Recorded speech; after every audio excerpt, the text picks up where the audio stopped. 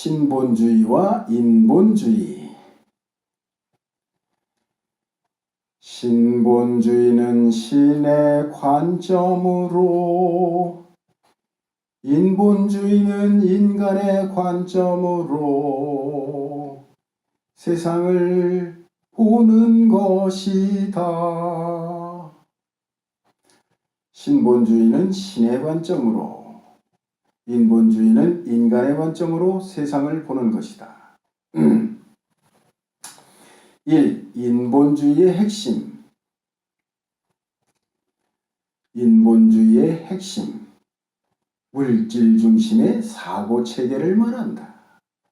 인간의 오감으로 판단하여 좋은 것을 추구하는 것이다. 그래서 큰 것, 많은 것, 화려한 것, 보기 좋은 것, 달콤한 것, 강한 것 등을 선호한다. 이런 인본주의는 신본주의와 정반대의 길이다. 사무엘하 24장에는 다윗이 범한 인구조사에 대한 내용이 나온다. 인구를 조사하여 칼을 잡는 자의 수가 130만 명이라는 것을 알아낸 것이 무슨 큰 죄가 되는가? 이것은 도덕적인 죄나 양심적인 죄는 아니겠지만 수의 많고 강함을 자랑하는 것이 인본주의라는 것과 인본주의를 싫어하시는 하나님을 생각하면 쉽게 이해할 수 있는 내용이다. 2. 신본주의 나사렛 예수. 신본주의 나사렛 예수. 아기 예수는 가장 누추한 마구간의 구유에서 태어났어요. 태어나자마자 죽음의 위협을 받아 애굽으로 피난을 가지요. 피난에서 돌아와 나사렛에서 자라지요. 주님이 나사렛 사람이 되는 것은 선지자로 말씀하신 바라고 하셨는데 선지자 누가 어디에서 말씀하셨는지는 알 수가 없어요. 확인이 안 돼요. 많은 학자들이 구약을 샅샅이 찾아봤지만 직접적으로 나사렛 사람이라고 언급한 것은 없어요. 그렇다면 나사렛 사람이라는 의미는 무엇인가요? 나사렛 사람이라는 것은 천한 사람이라는 뜻이에요.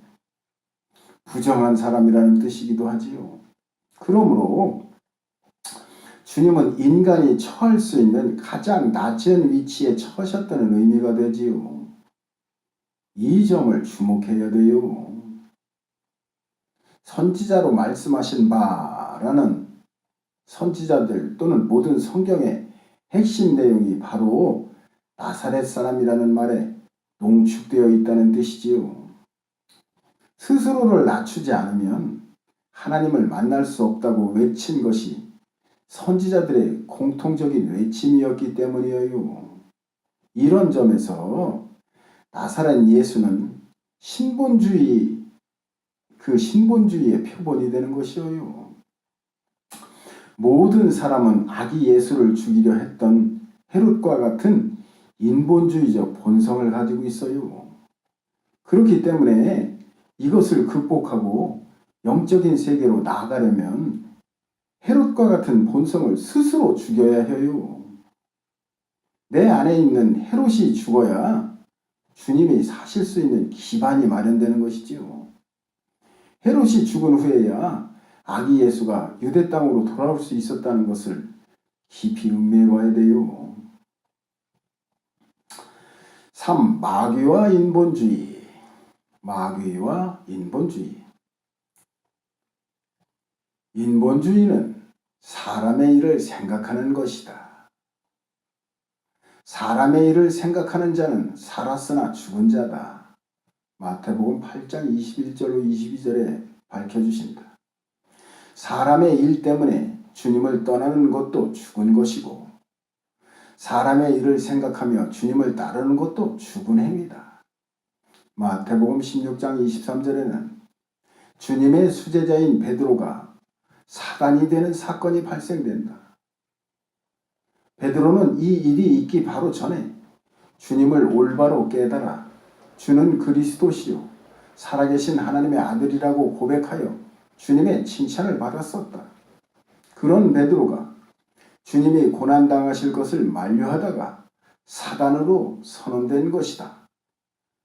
베드로가 윤리적인 죄를 범하거나 남에게 해를 주는 어떤 행동을 한 것이 아니다. 주님에게 나쁜 말을 한 것도 아니다. 주님이 고난당하신다는 것이 염려되어서 인간의 당연한 도리로 주님을 위로하겠다는 의도로 주님의 고난을 만류한 것이었다. 그런데 그로 인해 사단아 내 뒤로 물러가라는 충격적인 선언을 듣게 되는 것이다.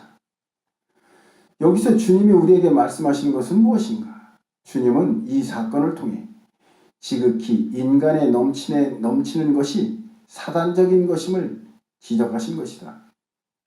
마귀적이라는 것이다. 따라서 어떠한 경우에도 인간적인 것이 우리의 판단 기준이 되어서는 안 된다.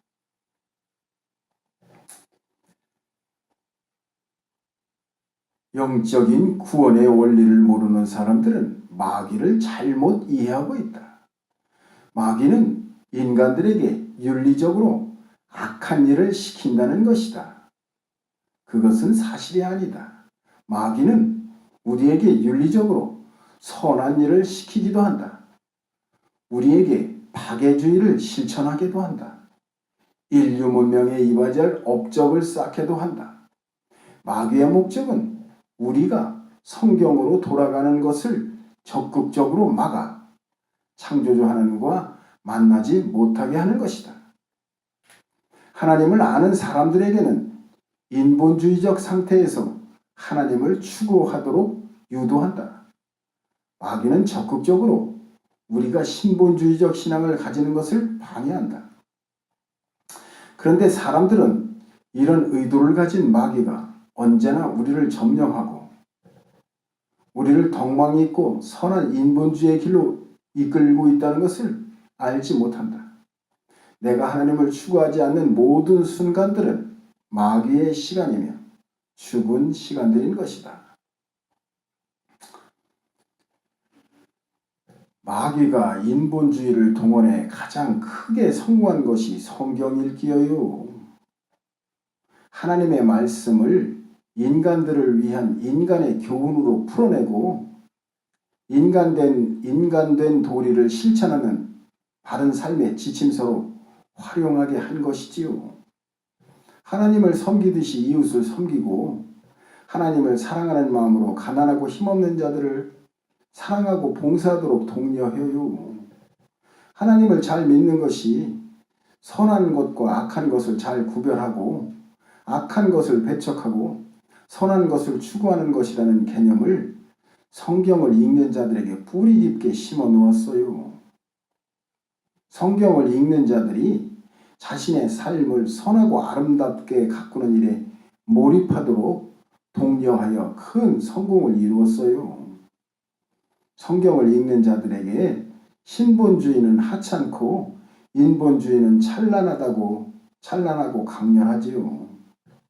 이처럼 마귀가 선하고 자애로운 인본주의를 동원해 성경 읽기 분야에서 가장 큰 성공을 거두었어요.